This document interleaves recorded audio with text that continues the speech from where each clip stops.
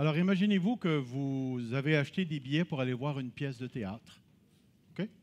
Vous arrivez à l'endroit où la pièce va se dérouler, vous vous asseyez dans la salle et vous avez devant vous des grands rideaux fermés. Qu'est-ce qu'il y a derrière le rideau? Ça va probablement être un décor. Et quand les rideaux vont s'ouvrir, qu'est-ce qui va se passer? Bien, la pièce de théâtre va se dérouler. Alors, si on vous demandait qu'est-ce qu'il y a derrière le rideau, vous diriez, ben, il y a des acteurs, il y a des décors, il va y avoir une présentation, une pièce de théâtre quelconque. Mais si on vous posait la question, qu'est-ce qu'il y a derrière la scène?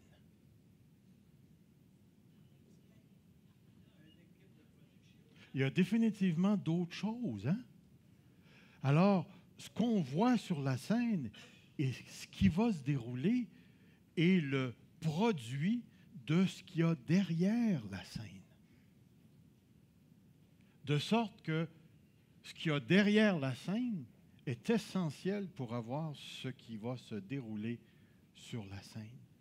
Mais quand on pose la question, comme on la pose présentement ce matin, que dit Jude de Dieu?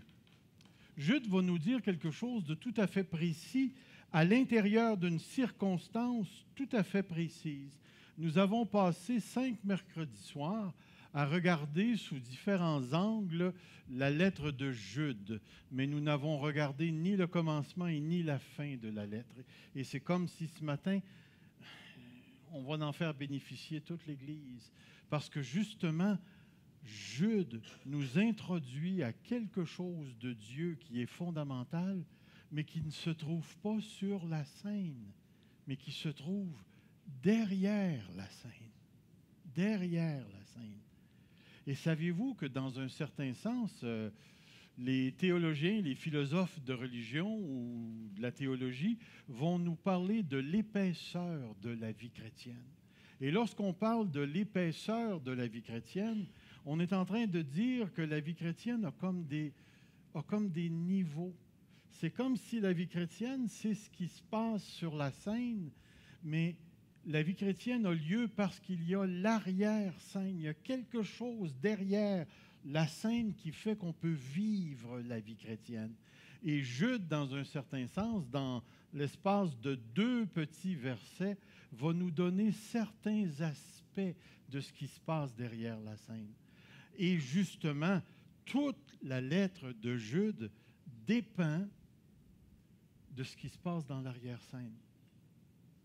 J'espère que vous avez déjà fait l'expérience de lire la lettre de Jude, parce que c'est une lettre tout à fait spéciale, une lettre qui nous est adressée par un des frères du Seigneur, puisqu'il est le frère de Jacques, et que Jacques était le frère du Seigneur, on en déduit que Jude devait descendre de la même famille.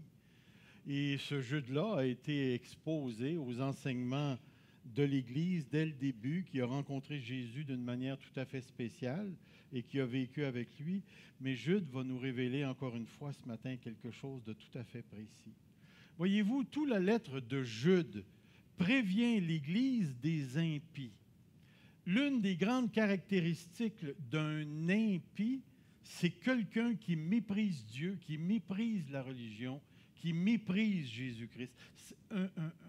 Un impie, c'est quelqu'un qui méprise tout ce qui est relatif à Dieu. Alors, Jude prévient l'Église que des impies qui veulent changer la grâce de Dieu et de son évangile se sont infiltrés dans l'Église de Dieu.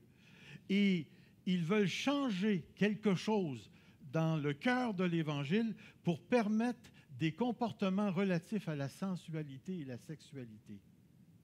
Et ça, on pourrait le voir à travers la lettre comme on l'a vu. Et tous ces comportements-là sont disqualifiés, mais pour influencer l'Église dans une direction ici. Il décrit principalement leur comportement, et c'est ça qui est particulier de Jude. Jude ne décrit pas la fausse doctrine des impies. On pourrait la déduire ou la décortiquer à partir des exhortations qu'il donne, mais il demande à l'Église quelque chose de tout à fait précis, et c'est de combattre ces impies, parce que la foi, c'est-à-dire le message de l'Évangile dans le contexte, a été transmise une fois pour toutes. Et entre vous et moi, quand on commence à changer la structure de l'Évangile, soyez assurés qu'on va changer le salut et qu'on va changer tous les comportements qui découlent de la grâce de Dieu. Ces impies voulaient corrompre l'Église pour permettre un style de vie qui dérangerait profondément l'Église de Dieu, et Jude en avait été averti, et il avertit l'Église ici. Mais ce qui est intéressant, c'est que Jude croit fermement que l'Église peut vaincre ses faux frères et ses séducteurs parce que Dieu lui-même est impliqué dans son Église. Mais la question qu'on pose, de quelle manière est-ce que Dieu est impliqué dans son Église? Puis la question se pose encore pour nous aujourd'hui. De quelle manière est-ce que Dieu est impliqué dans l'Église Fusion? Avez-vous une petite idée? C'est pas facile de répondre à cette question-là. Parce que si vous faites le tour de la bâtisse, puis que vous allez dans tous les raccoins de la bâtisse, vous ne trouverez pas nécessairement Dieu. Mais est-ce que Dieu est dans l'école du dimanche? Êtes-vous certain de ça? Est-ce qu'il est ici ce matin? Alors, comment est-ce qu'il est là? J'ai oublié ma bouteille du tout. Comment est-ce qu'il est là? Et je vous dis que ce n'est pas une question facile à répondre. Ce n'est pas facile à répondre. Mais Dieu est réellement présent. Et c'est exactement ce que Jude veut nous faire voir. Alors, regardons le premier verset où l'apôtre, ou plutôt le frère du Seigneur nous dit « De la part de Jude, serviteur de Jésus-Christ et frère de Jacques, à ceux qui ont été appelés, entre parenthèses, c'est-à-dire qui sont saints en Dieu, le Père, et gardés pour Jésus-Christ, que la compassion, la paix, l'amour vous soient multipliés. » Jude nous introduit à 3 dimensions particulières dans l'arrière-scène de l'Église à laquelle il écrivait ici. Il écrivait. Et là, comment je dirais ça? L'arrière-scène de Jude, c'est une description des croyances profondes qu'il avait en raison du rapport que Dieu entretient avec son Église. Et ces croyances-là étaient tellement fondamentales pour Jude que cela lui permettait d'exhorter et de défier l'Église à combattre pour la foi en leur disant « Votre combat ne sera certainement pas vain parce que derrière la scène, il y a un Dieu qui est présent dans l'Église de Dieu. » Et c'est justement ces croyances fondamentales que nous voulons aller chercher ici. Et c'est pourquoi la première croyance fondamentale de Jude qui nous est donnée dans le texte, c'est Jude, serviteur du Seigneur, frère de Jacques, à ceux qui ont été appelés. À ceux qui ont été appelés. Vous êtes-vous déjà arrêté sur ce concept de l'appel de Dieu? Parce que l'appel de Dieu, c'est quelque chose de formidable. J'ai écrit une petite phrase ici. On ne devient chrétien seulement et seulement si Dieu nous appelle. Il n'y a aucune autre manière par laquelle nous pouvons devenir un enfant de Dieu. C'est-à-dire que pour devenir un élu, pour devenir un enfant de Dieu, il faut absolument que Dieu nous appelle. Et lorsqu'on parle de l'appel, on parle de beaucoup plus qu'une simple passation du vent entre les lèvres et les dents qui vont produire un bruit. Puis là, tu vas entendre « Serge ». C'est bien plus que ça, l'appel de Dieu. Vous savez, une des pratiques que mon épouse et moi avons développées avec les années, c'est l'amour par le téléphone. Vous ne connaissez pas cette pratique-là? Elle m'appelle de son travail Ça dure 35 à 60 secondes. Puis là, aussitôt qu'elle parle, elle me dit quand même, j'ai dit qui m'aime, comment ça va-tu bien, es-tu fatigué? OK, bye, je t'aime. Plouf. 30 secondes d'amour par téléphone. Puis ce qui est plate, c'est qu'il faut payer pour avoir ça. Mais l'idée que je veux vous transmettre ici, c'est qu'aussitôt qu'Evelyne m'appelle et que j'entends sa voix au téléphone, je sais à qui je parle. Je sais à qui je parle. Et je vais aller plus loin que ça ici. Je sais dans quel état d'âme elle est. Parce que si elle m'appelle de telle manière puis que sa voix dit telle affaire, ça va bien. Puis s'il y a telle autre affaire, mais là, je sais qu'elle est dans le gros mouvement de l'hôpital et puis ça brasse d'un bord puis de l'autre. Par sa voix, j'arrive à déterminer son état d'âme. Mais ce qui est encore plus intéressant que ça, c'est qu'aussitôt que j'entends sa voix, je sais que derrière la voix, il y a une personne. Comment vous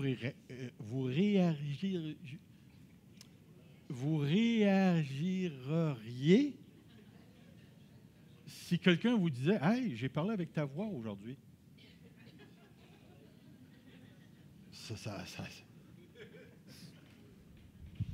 L'idée qu'on veut transmettre ici, là, c'est que lorsqu'on comprend le concept du mot « appel », c'est une affirmation sur la personne qui appelle. C'est une affirmation sur la personne qui appelle.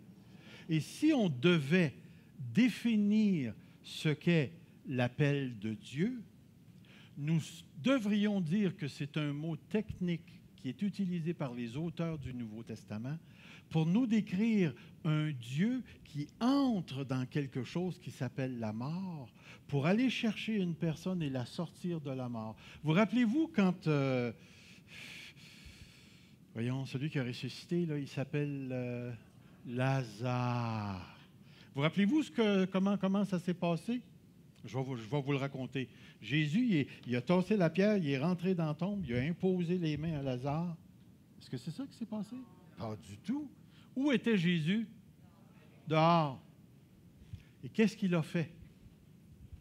Lazare, sors. Moi, j'ai dit ça à mon chat hier. Minou, rentre. Il n'a pas rentré pantoute. Savez-vous pourquoi? Parce que dans la voix de Jésus-Christ, il y a quelque chose qui n'est pas dans ma voix à moi. Dans la voix de Jésus-Christ, lorsqu'il parle pour Dieu, lorsqu'il démontre sa divinité par sa parole, les choses bougent autour de lui.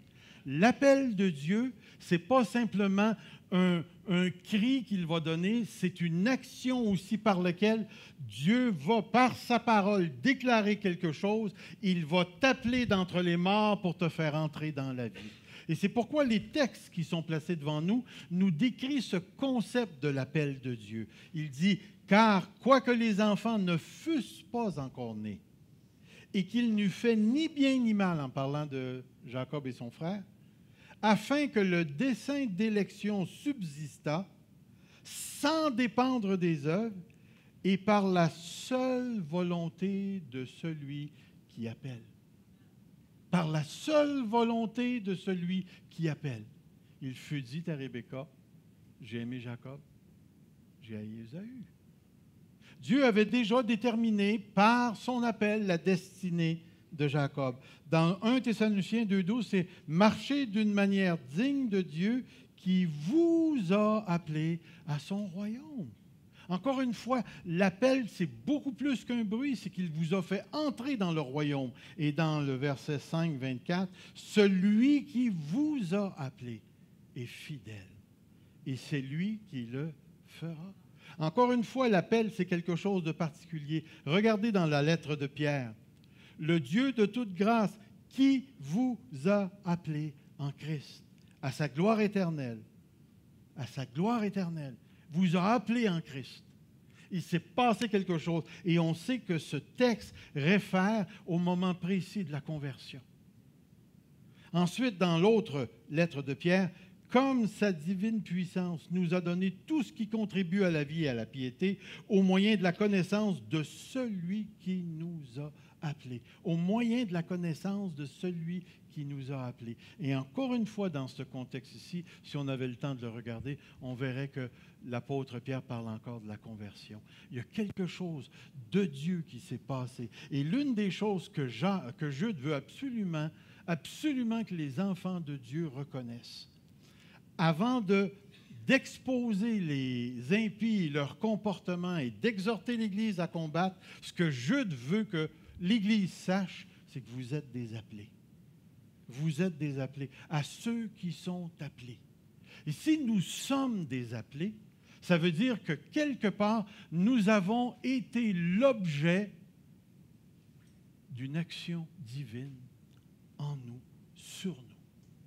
Et ça s'est passé par une déclaration, par un appel, par un mouvement divin où Dieu a nommé ton nom, t'a nommé toi et t'a fait entrer dans le royaume et t'a transféré du royaume des ténèbres au royaume de son Fils, de son amour. C'est pourquoi il n'y a aucune personne qui peut devenir un enfant de Dieu par elle-même. Ça prend l'appel de Dieu pour sortir de la mort et entrer dans la vie. Et ça, c'est fondamental. Maintenant, je suis un appelé. Est-ce que tu es sauvé? Si tu es un enfant de Dieu, tu es un ou une appelée. L'appel de Dieu a été concrétisé dans ta vie. Et ce qui est intéressant dans le texte, c'est que bien que cette affirmation soit identitaire pour nous, les enfants de Dieu, cette affirmation est une déclaration aussi sur la personne de Dieu. Il est celui qui nous a appelés. La deuxième croyance fondamentale de Jude, laissez-moi vous dire que celle-là, elle est tellement importante. Elle est tellement importante. À ceux qui sont aimés en ou par Dieu. Ici, les commentateurs divergent un tout petit peu. Parce que la petite préposition qui sont aimés en ou par Dieu est traduite de différentes façons selon les traductions que nous avons. Parce que le texte offre ces deux possibilités-là. Et les deux possibilités sont tout à fait bibliques. Êtes-vous aimé par Dieu? Êtes-vous aimé en Dieu? Définitivement. Donc, c'est biblique. Je ne sais pas laquelle Jude voulait qu'on prenne, mais il voulait nous transmettre quelque chose de très, très, très important à ce point-ci ici. Plusieurs théologiens croient qu'il s'agit d'être aimé par Dieu, parce qu'ensuite, le texte nous parle d'être gardé pour Jésus-Christ. Mais il y a quelque chose d'intéressant. La petite préposition « en » peut donner l'idée d'une location, c'est-à-dire « je suis aimé en Dieu », ou peut donner l'idée d'agent, c'est-à-dire « je suis aimé par Dieu ». Dieu est celui qui m'aime. Dieu est celui qui m'aime.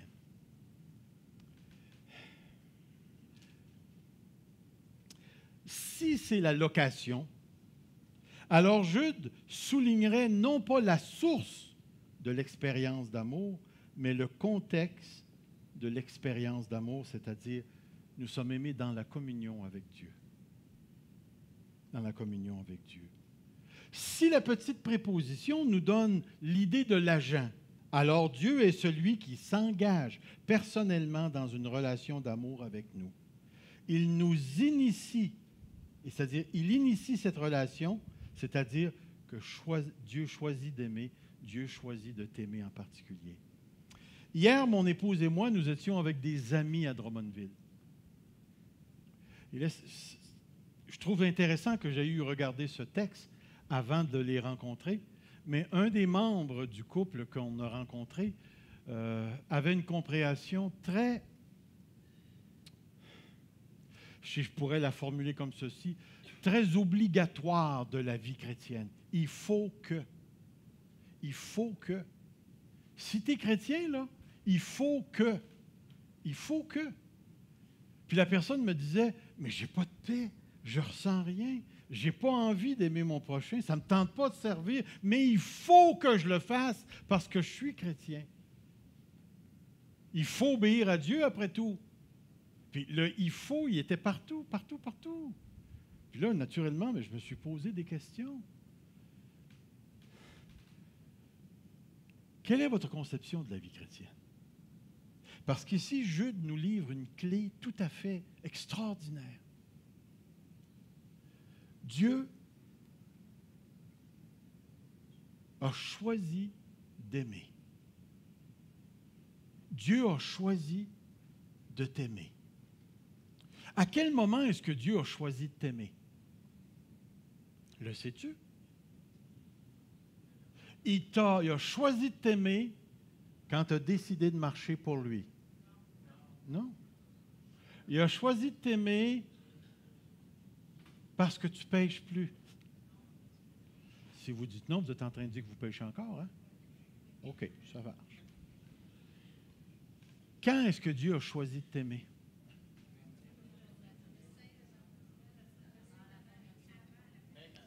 Avant la fondation du monde, Dieu a choisi de nous aimer.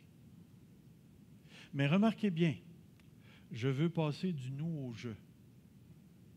À quel moment est-ce que Dieu a choisi de m'aimer? Avant la fondation du monde, Éphésiens chapitre 1, verset 3. Dieu nous a aimés avant la fondation du monde. Dieu m'a aimé avant la fondation du monde. Puis, tout à l'heure, on a vu, bien qu'il n'avait fait ni bien ni mal, Dieu, selon le bon plaisir de sa volonté, a appelé. Mais en ce qui concerne l'amour de Dieu, l'amour de Dieu précède notre existence, précède notre création, précède notre conversion et continue dans notre conversion. Si Dieu est l'agent, ça veut dire que l'amour qu'il a pour nous ne peut pas provenir de quoi que ce soit qui est en moi ou de quoi que ce soit que je peux faire. Si Dieu m'a aimé avant la fondation du monde, ça veut dire qu'avant que Dieu fasse toute la création, il y avait déjà dans son plan éternel, selon le bon plaisir de sa volonté, jeté ses yeux favorables sur ma personne. Êtes-vous d'accord avec cette vérité? Croyez-vous que Dieu vous a aimé avant que vous l'aimiez? OK. Maintenant, ça change quoi dans votre vie?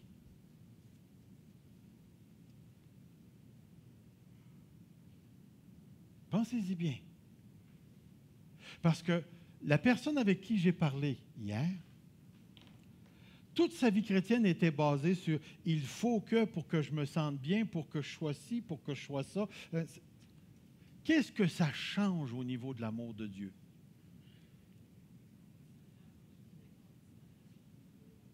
Ça change absolument rien. Absolument rien. Est-ce que Dieu, dans sa connaissance, savait exactement tout ce que tu ferais dans ta vie? Est-ce que Dieu sait si tu vas être, je ne sais pas moi, un chrétien baveux ou un chrétien docile? Est-ce qu'il sait, Dieu, que tu vas achaler les autres? Puis que tu vas avoir des problèmes d'identité personnelle? Est-ce que Dieu sait que tu vas pécher contre tel frère ou telle sœur? Est-ce que Dieu savait que tu parlerais contre le pasteur? En passant, il y en a-tu qui parlent contre moi ici? Vous pouvez le dire, Dieu le sait. Mais moi, je ne le sais pas. Puis après ça, on va se parler. Mais est-ce qu'il y a quelque chose que vous pouvez faire présentement pour impressionner Dieu? Est-ce que Dieu sait tout à propos de toi? Dans les raccoins les plus secrets de ton cœur, des choses que tu ne sais même pas à propos de toi-même que lui sait. Est-ce que ça change quelque chose à son amour? J'ai dit à cette personne hier, là, j'ai dit, Dieu t'aime totalement parce qu'il a choisi de t'aimer. Ça ne dépend pas de toi, de ce que tu fais. Dieu a choisi de t'aimer. Mais j'ai dit également à cette personne-là, tu ne seras pas plus aimé au ciel que tu es aimé maintenant. Êtes-vous d'accord avec cette affirmation-là? Que présentement, c'est tout Dieu dans son amour qui t'aime. La seule chose qui peut changer, ce n'est pas l'amour que Dieu a pour toi, c'est ta compréhension de l'amour qu'il a pour toi. Et le développement de cet amour-là dans tes comportements.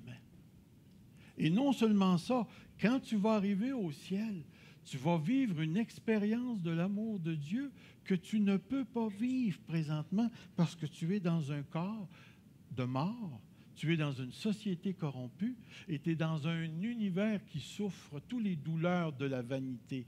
À un moment donné, ton expérience de l'amour de Dieu va sortir de ce contexte-là et va entrer dans la création parfaite, libérée de toute vanité.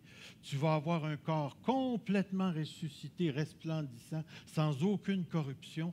Et là, tu vas être le réceptacle. Tu ne seras pas le provocateur. Tu vas être le réceptacle de l'amour que Dieu avait avant la fondation du monde et qu'il exerce encore aujourd'hui. Mais tu vas la vivre d'une autre manière, pas parce que Dieu a changé dans son amour, mais parce que le contexte de l'expérience de cet amour-là va être complètement différent. Et parce que nous sommes des créatures sujettes au changement, nous allons changer dans notre expérience de l'amour de Dieu en raison des contextes là où nous nous trouvons. Mais une chose ne changera jamais, c'est que Dieu t'aime. Que Dieu t'aime. Et tu ne pourras pas changer cette chose-là. Bien-aimé, si Dieu nous a ainsi aimés, aimons-nous aussi les uns les autres. Mais regardez l'ordre. L'ordre est tellement, tellement important. Le 2e siècle, pour nous, nous l'aimons parce qu'il nous a aimés le premier. L'ordre est encore fondamental ici. C'est tellement, tellement... L'ordre des choses est si grand et d'une grande importance. Ce n'est pas ce qui est en nous qui a incité l'action de Dieu. Ce n'est pas non plus ce qui a suscité un sentiment d'amour en Dieu pour nous. C'est lui et lui seul qui a choisi de déverser son amour sur moi. Et si je pose la question, pourquoi Dieu a-t-il choisi de m'aimer moi plutôt qu'un autre? J'ouvre la porte à un mystère impénétrable. La seule réponse que la Bible donne est « c'est lui qui a décidé de m'aimer ». Écoutez, j'ai cherché, j'ai essayé de trouver une réponse. Parce que j'ai un frère qui est plus grand que moi, qui est musicien, c'est un écrivain musical, puis j'ai toujours pensé que lui était meilleur que moi.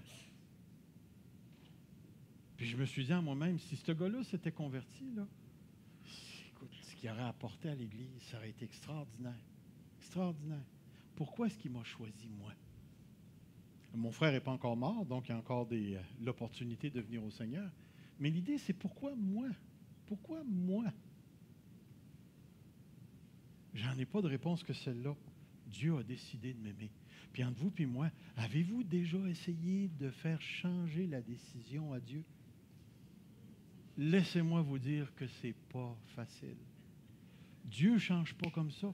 Lorsque Dieu a décidé, non seulement tout son amour, mais toute sa puissance se met en action. Et il n'y a aucun être dans les cieux et sur la terre qui est capable d'emmener Dieu à changer la décision qu'il a prise avant la fondation du monde. Ce qui veut dire ceci, la vie chrétienne est fondée sur un Dieu qui s'est personnellement engagé. Il y a d'autres choses que je voulais te montrer aussi. C'est que son amour est perpétuel. Vous vous rappelez, la semaine passée, David nous a passé un petit clip là, de conjugaison. Hein? Il a conjugué tout un paquet de verbes pour nous, là. Mais ici, on est encore au parfait. Puis vous vous rappelez, je l'ai déjà mentionné, le parfait, c'est une action qui a été prise ou faite dans le passé, dont les effets se continuent perpétuellement après. Et ici, ce que Jacques est en train de nous dire, Jude est en train de nous dire, c'est que Dieu a non seulement choisi de t'aimer, et en passant, laissez-moi vous dire que l'amour de Dieu n'est jamais passif. L'amour de Dieu implique toujours son action. et que Dieu a choisi d'aimer et que ce choix de t'aimer se perpétue continuellement. Et tu es dans cet amour continuel. Tu ne pourras jamais, à partir de l'état d'âme que tu as, de tes émotions, de ta psychosomatique, de ton intériorité, de ton système de culpabilisation, tu pourras te flageller tant que tu voudras. Le choix de Dieu ne dépend pas de toi. C'est-à-dire qu'on va rencontrer des chrétiens dépressifs, des chrétiens qui pensent tout croche, des chrétiens qui sont prêts avec des problèmes sérieux de bipolarité, de, comment est-ce qu'on les appelle, là, les TD, quelque chose comme ça, là, des gens tout agités et ainsi de suite. Ça ne changera pas l'amour de Dieu. Connaissez-vous des chrétiens qui ont tombé dans l'adultère? Des chrétiens qui ont volé? Puis je mets le mot chrétien parce qu'on en retrouve dans l'Écriture des chrétiens qui font des péchés horribles. Est-ce que ces gens-là perdent l'amour de Dieu? C'est tellement important pour nous, parce qu'à certains moments donnés, vous allez vous retrouver dans des situations où vous avez l'impression que la vie chrétienne ne fonctionne pas, que c'est une vraie faillite de suivre Dieu. Et là, on va commencer à juger tout ce qu'il y a autour de nous à partir de notre paire de lunettes qui s'est perverti, qui a changé, qui a croché, qui s'est tordu à quelque part en s'en allant. Et là, on va commencer à voir le monde d'une manière très négative. Est-ce que ça va changer quelque chose au niveau du fait que Dieu t'aime? Laissez-moi vous dire qu'en tant que chrétien, j'en ai vécu des hauts et des bas pas mal bas. Dieu n'a jamais cessé de m'aimer. Jamais cessé de m'aimer. Tellement important. En plus, dans l'Écriture, Jude nous dit, frère de Jacques, à ceux qui ont été appelés, ou les appelés, qui sont aimés par Dieu, et ensuite il va dire, qui sont gardés pour Christ. L'arrière-scène. Tu vis ta vie chrétienne, toi, ici.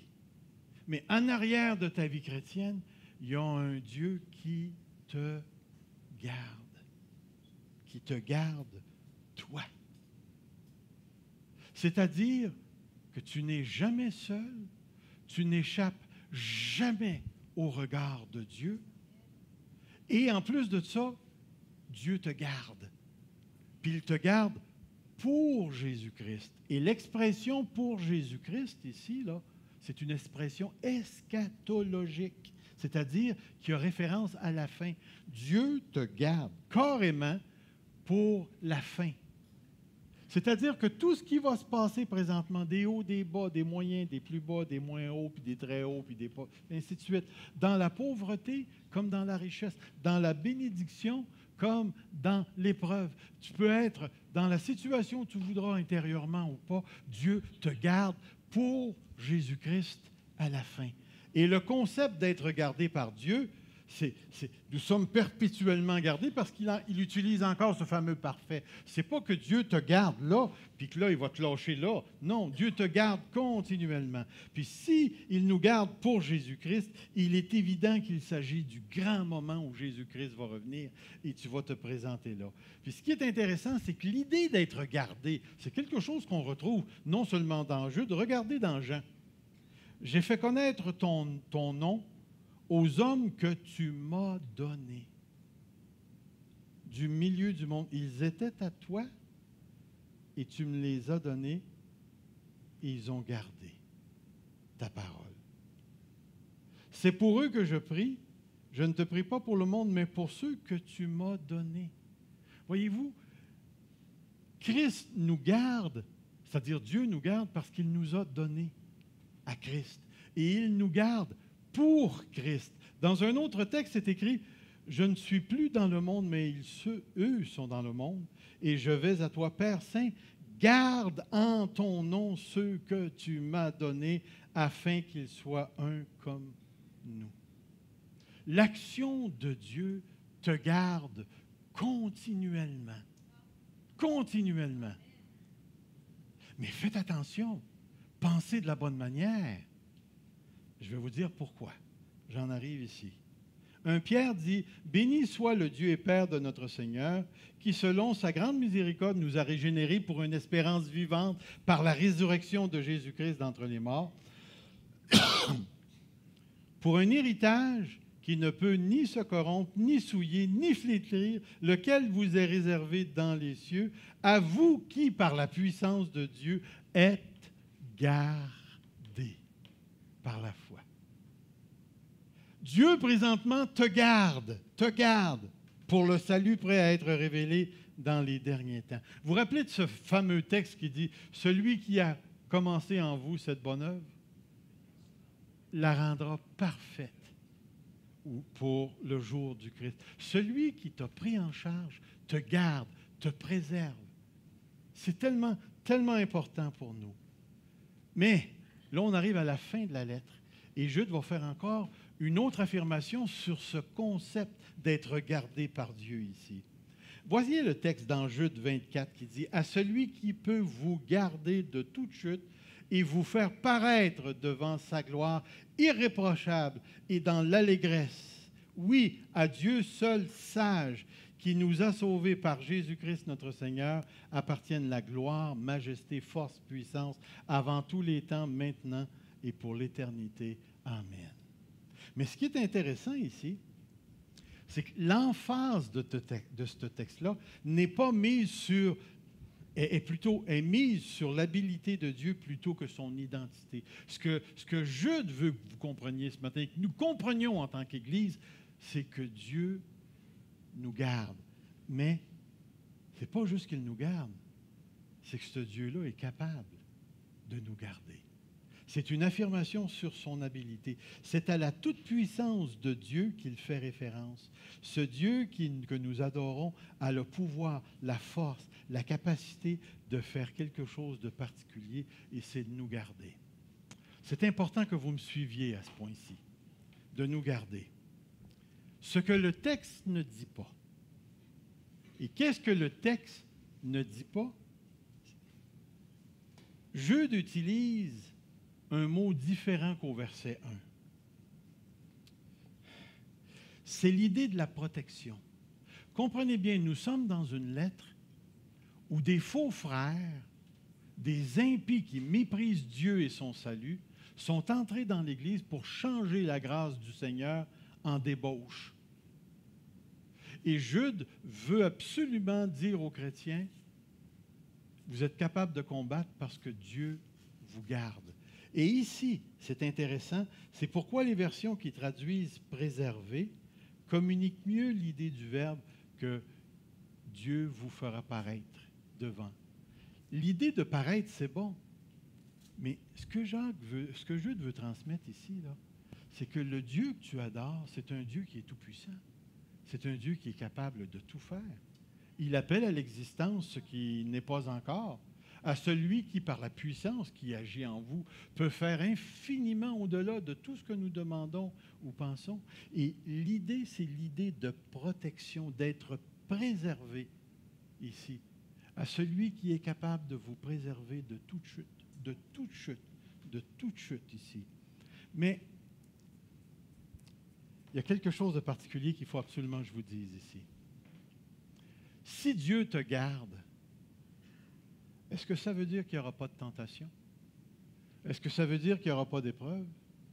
Est-ce que ça veut dire qu'il n'y aura pas d'attaque démoniaque?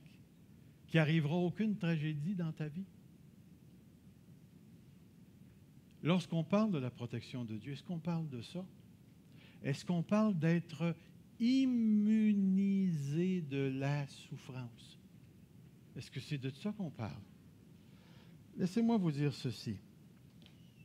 Vous rappelez-vous du moment dans l'Évangile de Luc où le Seigneur prévient Pierre qu'il va le trahir? Vous rappelez-vous du texte?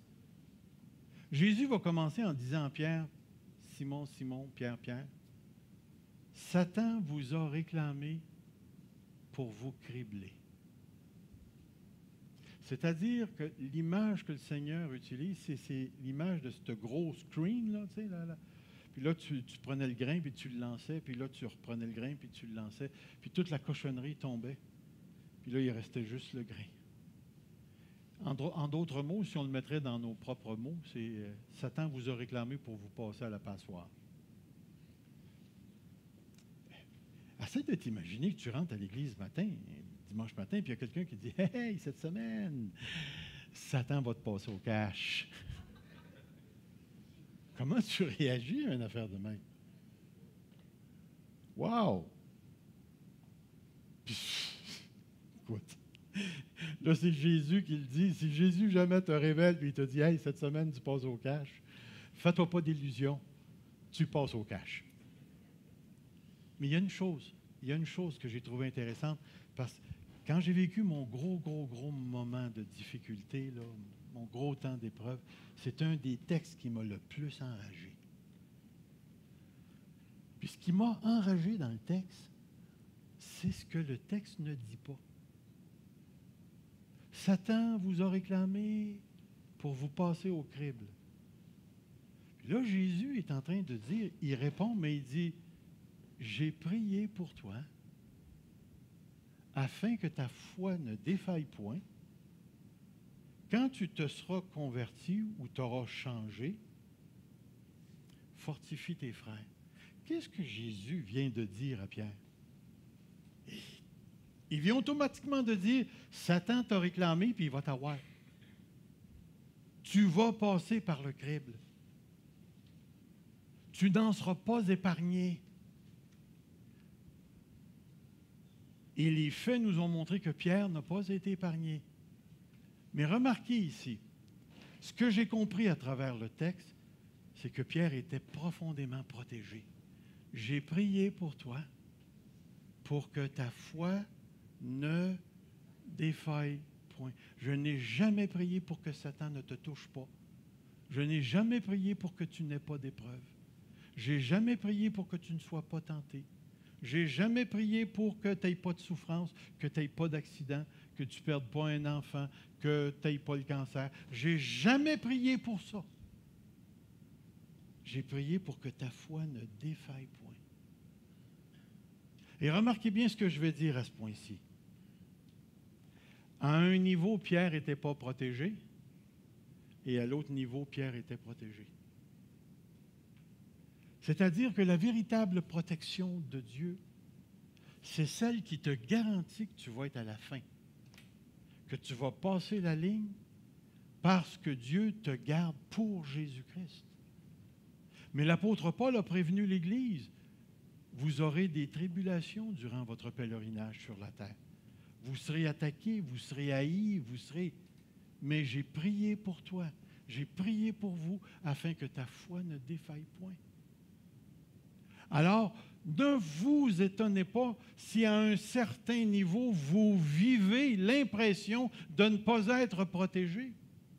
Mais à un autre niveau, la protection de Dieu vous garde dans sa main et nul ne vous ravira de sa main.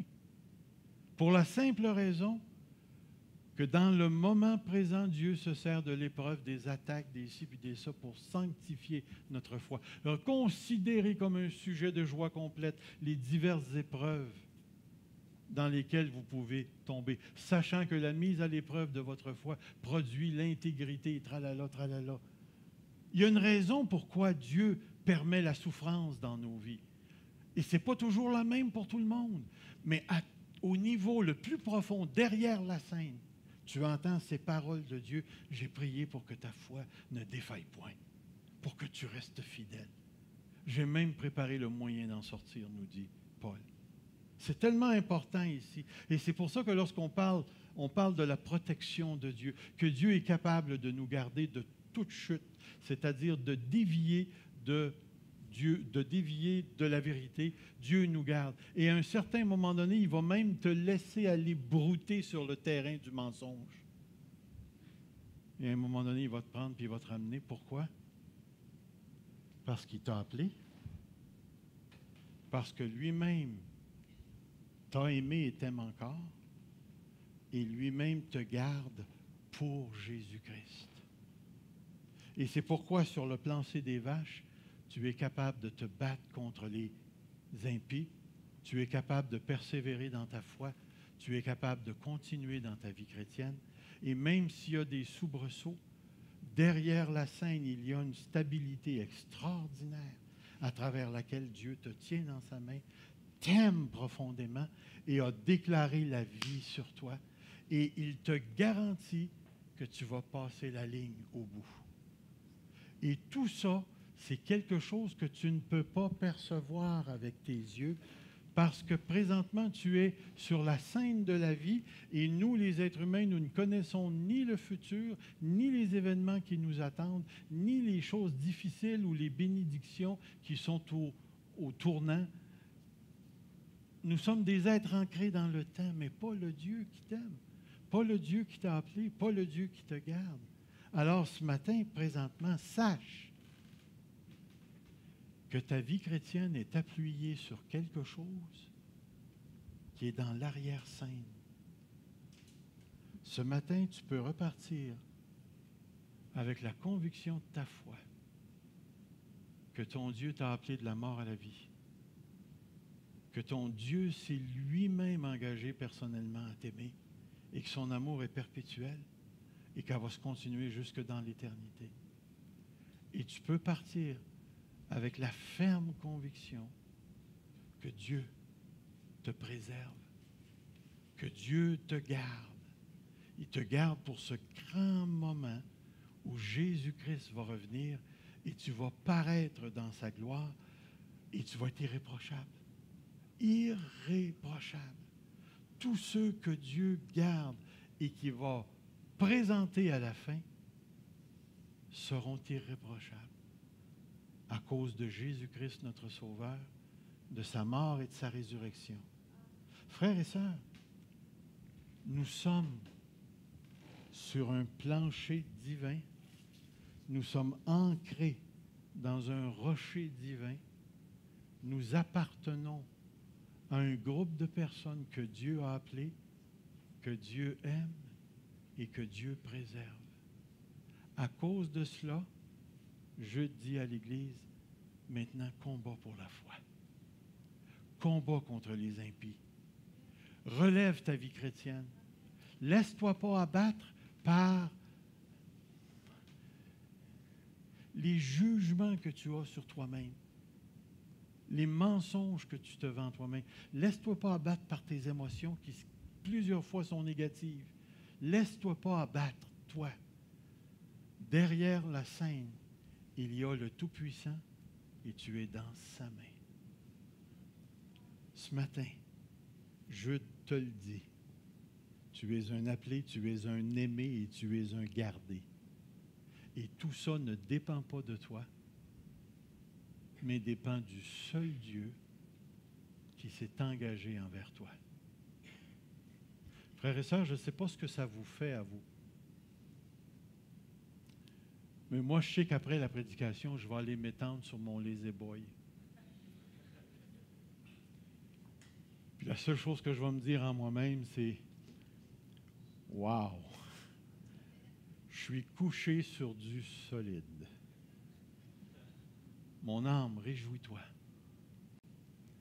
Parce que tu as été appelé, tu es aimé et tu es gardé par le président de tout l'univers, le grand roi de tout l'univers. Que le Seigneur, ton Dieu, ce matin, puisse te révéler les effets de ces trois choses dans ta vie.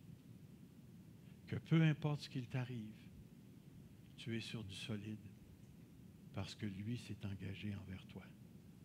Courbons-nous devant Dieu.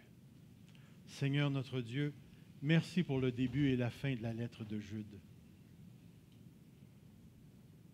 Seigneur, dans les grands moments de difficulté, ce n'est pas toujours facile de croire que nous sommes protégés. Parce que même marcher avec toi ne nous prive pas de la mort, de la persécution, des attaques du malin, de ceux qui sont autour de nous et qui ne t'aiment pas. Mais nous sommes gardés, Seigneur, de toute chute, de toute apostasie. Nous sommes gardés parce que tu dis dans ta parole que tu connais les tiens. Tu connais ceux qui t'appartiennent. Tu connais, Seigneur, tu le sais. Et à cause de cela, nous, Seigneur, nous sommes sur un tapis solide. Nous sommes sur un plancher de diamant qui ne peut être cassé. Parce que c'est toi le plancher. C'est toi, Seigneur. Encourage les frères et les sœurs ce matin. Donne-leur cette force de croire qu'avant la fondation du monde, jusque dans l'autre côté de l'éternité, tu t'es engagé, Seigneur. Tu nous as aimés le premier et tu nous gardes pour Jésus-Christ. Merci, grand Dieu. Merci, grand Dieu, de ce fondement sur lequel je peux vivre ma vie en Christ. Béni soit ton nom. Amen. Que le Seigneur vous bénisse. Amen.